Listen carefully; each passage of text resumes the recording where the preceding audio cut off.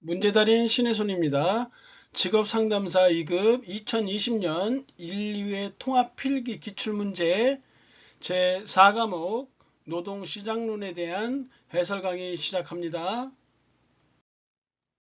61번 성과급 제도를 채택하기 어려운 경우는 성과급 제도라는 것은 근로자의 생산량에 따라서 임금을 지불하는 방식이기 때문에 보기 1번에 근로자의 노력과 생산량과의 관계가 명확한 경우 맞고요.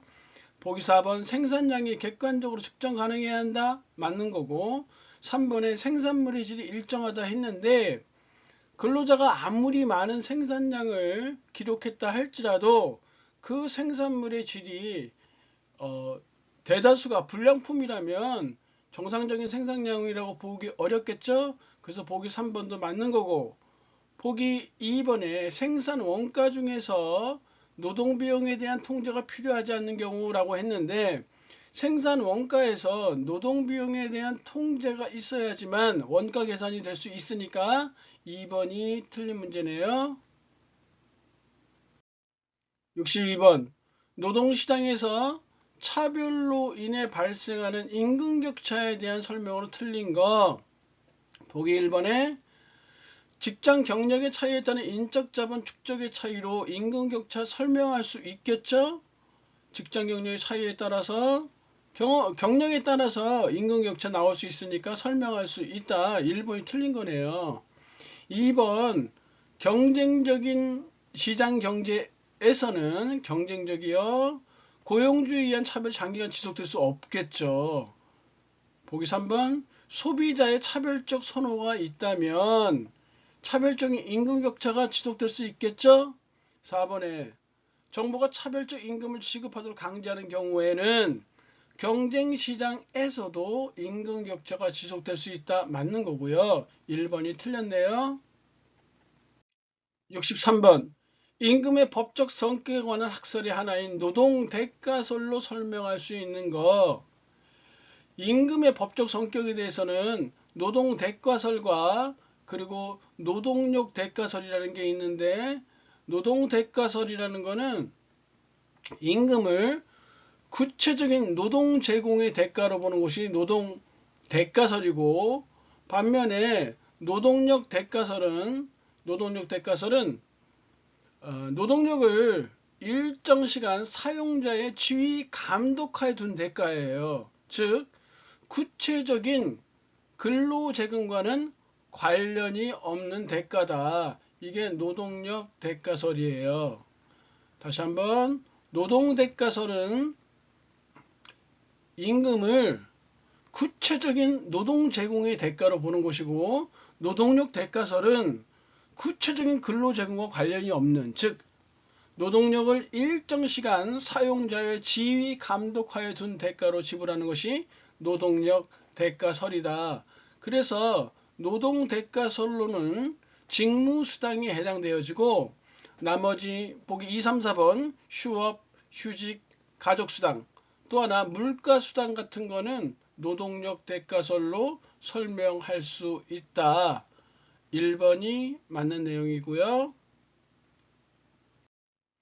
64번 분단 노동시장 가설이 암시하는 정책적 시사점과 가장 거리가 먼 거 분단 노동시장 가설은 제도학파에서 주장한 내용인데 이 제도학파에서는 보기 1번처럼 정부의 개입 지원을 지나치게 강조하는 것에 대해서 부정적이다. 보기 2번 공공적인 고용기회의 확대나 임금 보조를 주장하고 차별대우 철폐를 주장한다. 맞는 내용이고 보기 3번이 틀렸네요. 제도학파는 외부 노동시장의 중요성을 강조하는 게 아니라 내부 노동시장의 중요성을 강조한다. 보기 4번 노동의 인관화 중시한다. 그래서 3번이 거리가 먼 것이고요. 65번 시간당 임금이 5,000원에서 6,000원으로 인상될 때 노동 수요량이 만에서 9,000을 감소한다면 노동 수요의 임금 탄력성, 노동 수요의 임금 탄력성에 대한 문제는 2차 시험에도 여러 차례 나온 바 있었는데 일단 첫 번째 단계로는 노동 수요의 임금 탄력성에 대한 공식에 관한 문제가 간단하게 출제된 적도 있었어요. 대부분은 계산에 관한 문제예요. 이게 제일 많이 나왔던 거고, 세 번째 단계로는 노동 수요의 임금 탄력성을 계산한 다음에 그것에 대한 의미 파악을 하는 문제. 요게 2020년도 주관식에 출제되면서 7점짜리로 출제된 바 있어요. 노동 수요의 임금 탄력성 공식은 어떻게 되냐면 임금의 변화율 분의 변화율이니까 임금의 변화율이니까 퍼센테이지 들어가고 임금의 변화율 분의 수요량의 변화율이에요. 수요량의 변화율 이렇게 쓰는 것만 단독적으로 출제된 적도 있고요. 계산은 제일 많이 나왔던 건데 일단 여기서 계산을 한번 할게요. 계산을 임금 변화율과 수요량 변화율 따로따로 구해서 하는 것보다는 절대값을 통해서 통합적으로 처리하는 게 나아요. 그래서 번분수 계산만 알아두면 되는 것이니까요. 임금 변화율은 어떻게 구하냐? 원래 임금, 즉 5,000원이죠 여기서는. 그리고 변화된 임금 마이너스 6,000원이죠. 변화된 임금이 원래 임금 5,000원 이렇게 빼주고요. 변화율이니까 곱하기 100 하시면 돼요. 그리고 수요량의 변화율은 원래의 수요량이 얼마냐? 만이죠? 만 이렇게 쓰시고 변화된 수요량 9,000이죠. 9,000에서 원래 수요량 만을 이렇게 빼주세요. 이렇게. 그 다음에 곱하기 100은 똑같고요. 이렇게 놓고 지금 100은 약분할 수 있죠? 100 지워주세요. 이렇게 100 이렇게 주어주시고 그 다음에 나머지 계산을 해주면 되는데 절대값 쓰시고 그 다음에 5,000분의 6,000에서 5,000을 빼니까 1,000이죠. 5,000분의 1,000이니까 5분의 1로 쓸 수 있을 거예요. 그 다음에 만분의 9,000 마이너스 1,000이니까 마이너스 1,000이죠. 그래서 만분의 마이너스 1,000 해서 10분의 마이너스 1 이렇게 쓰시면 돼요. 약분해서 이렇게 한 다음에 내항은 내항끼리 곱해서 분모로 가고 외항은 외항끼리 곱해서 분자로 가는 것이니까 절대값 10분의 마이너스 5 절대값이니까 마이너스 부분 떨어지죠. 그러면 2분의 1 나오고 0.5로 이렇게 계산이 되어진다. 그래서 2번이 정답이에요. 2020년에는 A기업의 수요 탄력성 그리고 B기업의 수요 탄력성을 구해서 어느 기업의 노동조합이 임금 협상에 유리한가 나와 있어요. 그래서 각각의 탄력성을 구해서 비탄력적인 기업의 노동조합이 임금 협상에 유리하다 쓰는 것 7점짜리로 출제되어진 바 있다. 66번 실업 대책에 관한 설명으로 틀린 것은 일반적으로 실업 대책은 보기 1번에 고용 안정 정책, 두 번째 고용 창출 정책, 세 번째 사회 안정망 형성 정책으로 구분되어진다. 고용 안정 정책은 취업 정보망 구축, 고용 서비스 제공, 직업 훈련의 효율성 제고, 취업 정보망 구축, 고용 서비스 제공, 직업 훈련의 효율성 제고 이렇게 되고 고용 창출 정책은 창업을 위한 인프라 구축, 노동시장의 유연성 확보, 공공투자 사업 확충, 다시 한번 창업을 위한 인프라 구축, 노동시장의 유연성 확보, 공공투자 사업 확충 이렇게 뭐 외국인 투자 유치 확보 뭐 이런 것도 되겠고 그 다음에 사회 안전망 형성 정책은 직업 능력 개발, 고등교육기관 정원 자율화, 실업급여 이런 것들이요. 직업능력 개발과 고등교육기관 정원 자율화라든지 실업급여 또는 실업보조금 이렇게 볼 수 있겠죠. 그래서 보기 1번, 2번, 3번 모두 맞는데 공공부문 유연성 확립은 사회안전망 정책이 아니라 고용 창출 정책에 해당되어진다. 그래서 4번이 틀렸네요. 67번 구조적 실업에 대한 설명으로 틀린 것을 이렇게 나왔는데 역시 주관식에 자주 나왔던 거예요.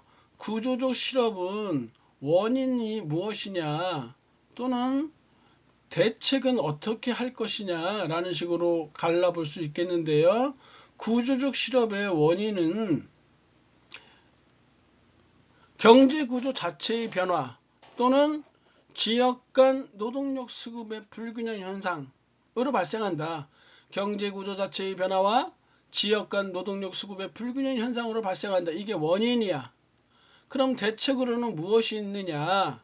대책으로는 경제구조 변화 예측에 따른 인력 수급 정책. 경제구조 변화로 구조조실이 발생한다고 했으니까 대책은 경제구조 변화 예측에 따른 인력 수급 정책.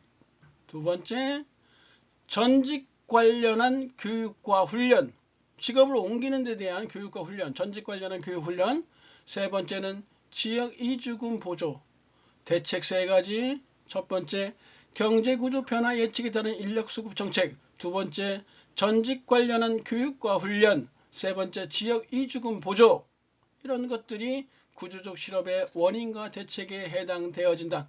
틀린 거 1번이 틀렸어요. 노동시장에 대한 정보 부족에 기인한다 했는데 정보 부족을 통해서 나타나는 실업이 마찰적 실업이에요. 그래서 보기 1번이 틀린 것으로 답이 나온다. 2번, 3번, 4번 읽어보시면 돼요. 68번. 노동조합의 형태 중 노동시장의 지배력과 조직으로서 역량이 극히 약하다고 보는 거 1번 기업별 노동조합이 정답인데 기업별 노동조합은 하나의 기업에 종사하는 근로자들의 종단적 노동조합이에요. 하나의 기업에 종사하는 근로자들의 종단적 노동조합. 기업 그 자체 내만 있는 것이니까 영향력이 좀 떨어진다고 볼 수 있겠죠. 산업별 노동조합이라는 것은 오늘날 전 세계적으로 채택되어지고 있는 거예요. 전 세계적으로 채택되어지고 있는 것이다. 우리나라에도 보면 화물노조, 금속노조 이런 것들이 있잖아요. 이렇게 동일산업 근로자들이 조직한 노동조합으로서 오늘날 전 세계적으로 채택되어지고 있다. 일반 노동조합은 2차 대전 이후에 2차 세계대전 이후에 나타난 노동조합 형태인데 완전 미숙련자나 또는 자병 노동자 중심으로 이루어진 거예요. 완전 미숙련 노동자나 자벽 노동자 중심으로 이루어진 거. 네 번째, 직업별 노동조합은 산업혁명 초기에 발생한 그런 조직된 노동조합으로서 가장 일찍 발달되어 있다. 가장 일찍 발달된 노동조합 형태이다. 여기는 숙련 근로자들이 중심이 된 거예요. 숙련 근로자들이 때문에 미숙련 근로자나 여성이나 연소자 등은 배제되었다. 숙련 근로자 중심으로 미숙련 근로자와 여성 근로자 그리고 연소자 근로자들은 가입하기 어려웠다라는 것이죠. 1번 정답이고요. 69번. 신고전 학파가 주장하는 노동조합의 사회적 비용의 증가 요인이 아닌 것은 했는데 신고전 학파는 노동조합으로 인해서 다음과 같은 비효율이 발생했다고 해요. 첫 번째가 배분적 비효율이에요. 이 배분적 비효율은 무슨 얘기냐 하면 노동조합이 임금 격차를 조장해서 저임금에서 고임금 부문으로 노동 이동을 초래해요. 때문에 노동자원이 비효율적으로 배분되어진다. 라는 것이죠. 배분적 비효율, 노동조합이 임금 격차를 조장한다. 임금 격차를 조장하니까 저임금 부문에서 고임금 부문으로 노동력이 이동하겠죠. 고임금 쪽으로. 이렇게 해서 노동자원을 비효율적으로 배분시킨다라는 거예요. 두 번째는 기술적 비효율이에요. 기술적 비효율. 기술적 비효율은 뭐냐면 노동조합이 신기술 도입을 지연시키고 경직적 인사제도를 통해서 노동 가동률을 저하시킨다. 노동조합이 신기술 도입을 지연시키고 경직적 인사제도로 노동 가동률을 저하시킨다. 이게 기술적 비효율이에요. 세 번째는 생산적 비효율인데, 생산적 비효율은 노동조합이 파업을 주도해서 생산을 중단시키면 파업에 참여하지 않은 노동자들이나 사무관리직을 투입할 수밖에 없겠죠, 현장에.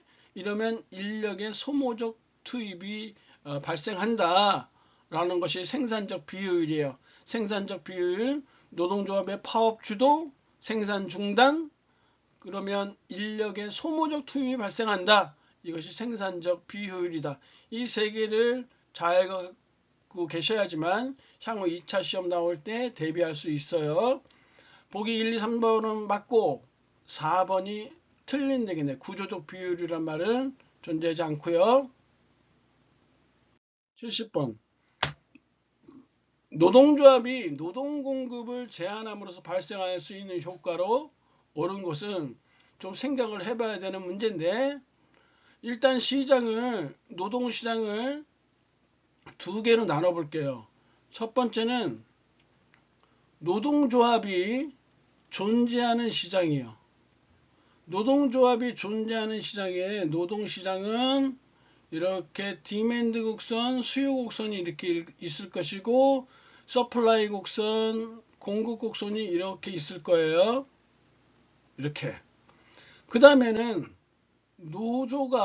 노동조합이 조직되지 않은 시장에 노동시장 수요 곡선과 공급 곡선은 이렇게 그려질 것이다.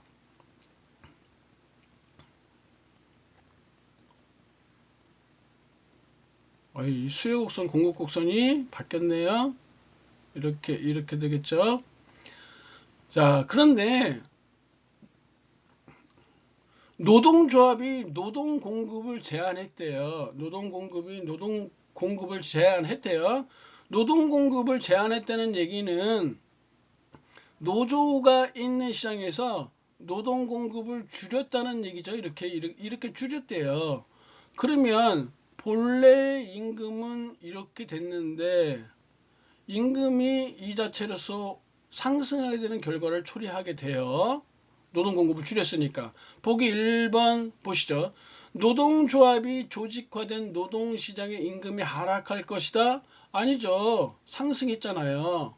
그래서 1번 틀렸고요. 3번에 노동조합이 조직화된 노동시장의 수요 곡선이 우상향으로 이동할 것이다. 우상향이면 이쪽인데 가뜩이나 임금이 올랐는데 거기 수요를 더 늘리겠어요? 수요를 이렇게 떨어뜨려야지만 임금이 떨어지겠죠. 그래서 우상향이 아니라 좌하향으로 이동할 것이다. 이렇게 되겠죠. 자, 이번에는 보기 2번에 노동조합이 조직화되지 않은 시장, 여기 2번이요. 노동시장의 공급 곡선이 좌상향으로 이동할 것이다 했는데, 자, 노동조합에서 노동 공급을 줄였으니까 그만한 인원을 어디서 충당해야 되겠어요? 노동조합이 조직화되지 않은 노동시장에서 충당이 돼야 되겠죠? 그래서 노동조합이 조직화되지 않은 노동시장의 공급 곡선은 증가해야 될 거예요. 그래서 좌상향이 아니라 우하향으로 이동할 것이다. 이런 식으로 될 거였고요. 지금 4번에 노동조합이 조직화되지 않은 노동시장의 임금이 하락할 것이다. 지금 임금을 보시면 원래는 이렇게 있는데 공급이 늘었으니까 임금이 이렇게 하락이 되어지겠죠? 그래서 정답이 4번으로 처리가 되겠네요. 문제 괜찮죠? 71번. 생산물 시장과 노동 시장이 완전 경쟁 시장일 때 노동의 한계 생산량이 10개, 가격 500원, 시간당 임금이 4,000원, 이윤 극대화하기 위한 기업의 반응. 이윤을 극대화하기 위한 조건이 뭐냐면 노동의 한계 생산물 가치, 노동의 한계 생산물 가치, 그거를 우리는 VMPL이라고 해요. 노동의 한계 생산물 가치 VMPL이 노동의 한계 생산물 가치 VMPL이 임금과 임금률과 같을 때 이윤 극대화가 이루어진다고 해요. 임금을 W라고 이렇게 했단 말이죠. 그런데 이 VMPL은 어떻게 고치냐, 어떻게 구하냐면 P 곱하기 MPL이에요. P는 가격, MPL은 노동의 한계 생산량이니까 일단 VMPL을 구해보면 가격이 500원이에요. 500원. 그리고 한계 생산량이 10개니까 10 이렇게 쓰시고 그 다음에 임금률은 우리가 4,000원이라고 했어요. 이렇게 이게 서로 같을 때 이윤 극대화가 이루어지는 건데 현재 상태는 어때요? 여기 5,000 나오니까 얘가 이렇게 크죠? 그러니까 이윤 극대화 되려면 같아져야 되니까 얘를 올려야 되겠죠. 이렇게 임금을 올린다는 건 무엇이냐? 노동의 고용량을 증대시켜야 된다는 얘기다. 그래서 3번 정답이다. 역시 시험 문제 많이 나와갖고 주관식에도 엄청 많이 나왔던 거예요. 72번. 노동력의 10%가 매년 구직 활동을 하고 구직에 평균 3개월이 걸린다. 간단해요. 계산만 알아두면 돼요. 노동력의 10% 구직 활동을 하는데 연간 평균 3개월이 걸린대요. 그렇다면 1년 몇 퍼센트 실업률을 했으니까 1년이면 12달이죠. 12분의 평균 3개월이 소모된다고 했으니까 12분의 3 요거 계산해 주면 돼요. 4분의 1이니까 2.5% 기출문제 나왔던 거랑 똑같으니까 계산 방법만 알아두시면 돼요. 73번. 만일 여가가 열등제라면 개인의 노동 공급 곡선의 형태는 어떻게 되겠느냐 했는데 이거 둘로 나눠볼 수 있죠. 만약에 여가가 정상제라고 한다면 정상제라면 어떻게 개인의 노동 공급 곡선은 어떻게 될 것이냐. 정상제라고 한다면 여기 임금이고요. 여기가 노동시간이에요. 개인은 노동시간을 쭉 늘려가요. 정상적일 때는 어느 정도 임금이 올라가는 선에서는. 그러다가 이제 벌만큼 벌었으니까 나도 좀 여가를 좀 즐겨야 되겠다 하는 순간 이렇게 후반 굴절이 되어져요.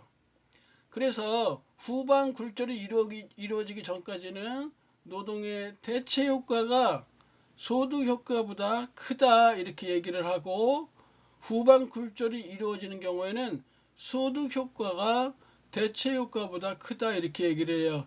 2차 시험에서 많이 나왔던 것이고 또 아울러서 대체 효과와 소득 효과에 대한 설명도 주관식에 많이 나와 있으니까 소득 효과, 대체 효과는 다음에 설명할 수 있는 기회가 있을 거예요. 여기서의 문제는 여가가 열등제라는 거예요. 여가가 열등제인 경우는 개인의 노동 공급 곡선은 후반 굴절하지 않고 우상향한다 이렇게 나와 있어요. 그래서 정답이 4번이고 역시 2020년도 주관식에 출제됐던 문제니까 잘 알아두시기 바랍니다. 74번 13 똑같은 문제가 나왔는데요. 후반 굴절력이 노동 공급 곡선이다 라는 얘기는 결국 이 여가는 정상제라는 얘기고 지금 이 지점까지는 대체 효과가 소득 효과보다 높고 이 지점 AB 지점은 소득 효과가 대체 효과보다 높은 지점이잖아요. 앞선 시간에 설명했어요. 그래서 4번이 정답이다. 75번. 연봉제 성공을 위한 조건과 가장 거리가 먼고, 연봉제가 성공하기 위해서는 직무 분석이 제대로 이루어져야 되고, 인사 노무관리의 처리가 이루어져야 되고, 그리고 합리적인 의식이 자리를 잡아야 돼요. 그래서 1, 2, 3번 모두 맞고요. 4번의 품질관리제도는 틀렸어요. 76번. 마찰적 실업을 해소하기 위한 가장 효과적인 정책은 했는데, 일단 실업에 대해서 실업은 총 4가지 형태로 나눠볼 수 있는데, 첫 번째가 경기적 실업, 두 번째가 마찰적 실업, 순서야 뭐 상관없잖아요. 마찰적 실업, 그 다음에 구조적 실업, 그 다음에 계절적 실업 4개로 나눠져요. 이 실업의 정의에 대한 거 4개 모두 주관식에 출제되어진 적도 있고요. 일단 이름만 여기서는 알아두시고, 아까 구조적 실업은 했잖아요. 오늘은 지금 이 문제에서는 마찰적 실업에 대해서 한번 해볼게요. 마찰적 실업도 구조적 실업과 마찬가지로 원인과 대책이 주관식에서 출제되어진 바가 있다. 그래서 마찰적 실업은 어떻게 발생하는가? 마찰적 실업은 신규 또는 전직자가 노동시장에 진입하는 과정에서 직업정보의 부족으로 인해 일시적으로 발생한다. 신규 또는 전직자가 노동시장에 진입하는 과정에서 직업정보의 부족으로 인해 일시적으로 발생한다. 이렇게 쓰시면 돼요. 대책은 구인구직 전산망 연결, 직업정보 부족으로 발생하니까 구인구직 전산망 연결 또는 직업 알선기관의 활성화,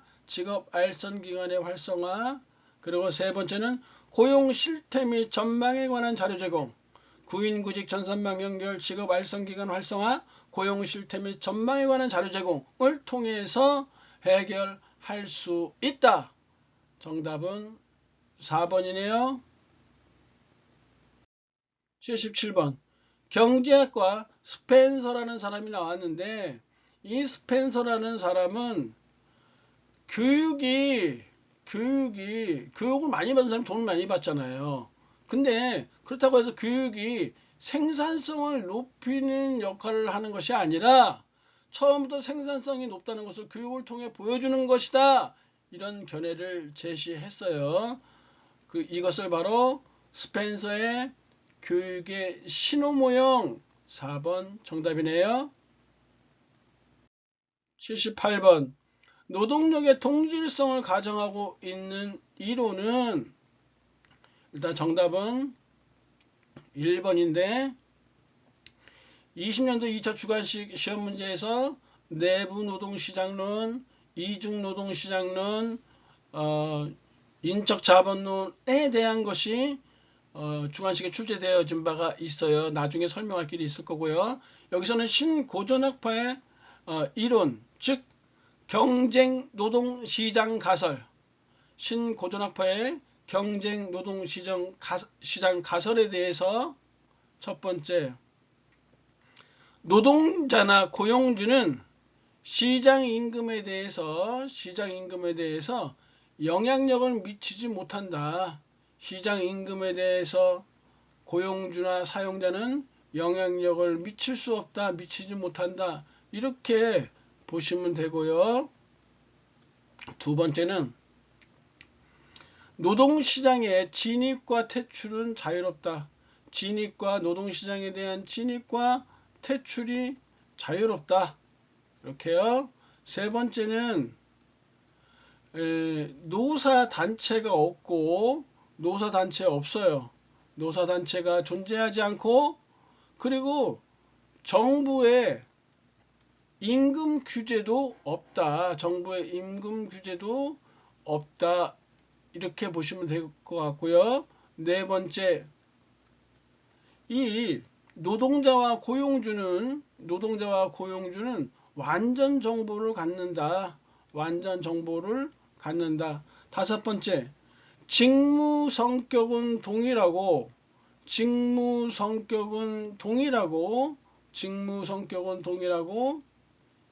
임금 격차만 존재한다. 임금 격차만 존재한다. 여섯 번째, 모든 노동자는 동질적이다. 모든 노동자는 숙련 및 노력에 있어서 동질적이다. 모든 노동자는 숙련 및 노력에 있어서 동질적이다. 그래서 이렇게 6개 정도만 알고 계시면 되는데, 한 가지 더 해보면, 모든 직무 공속은 외부 노동시장을 통해서 채워진다. 외부 노동시장을 통해서 채워진다 라고 주장하는 것이 신고전학파의 경쟁노동시장 가설이에요. 잘 알아두시고요. 향후 2차에서도 아주 중요하게 처리를 해 두셔야 되네요. 79번, 노동조합을 다음과 같이 설명한 거 기출문제 그대로 나왔던 거예요. 단편적으로 외워두시면 돼요. 시드니 앤 베아트리체 웹이다. 4번이 정답이고요. 80번, 1935년도에 제정된 전국 노사관계법 이후에 확립된 노사관계는 1935년이라면 미국에서 29년도에 경제공황이 발생한 이후에 제정된 노사관계법인데 바로 뉴딜적 노사관계이다. 1번이 정답이네요. 강의 들으려고 고생하셨고 다음 시간에 뵙겠습니다. 감사합니다.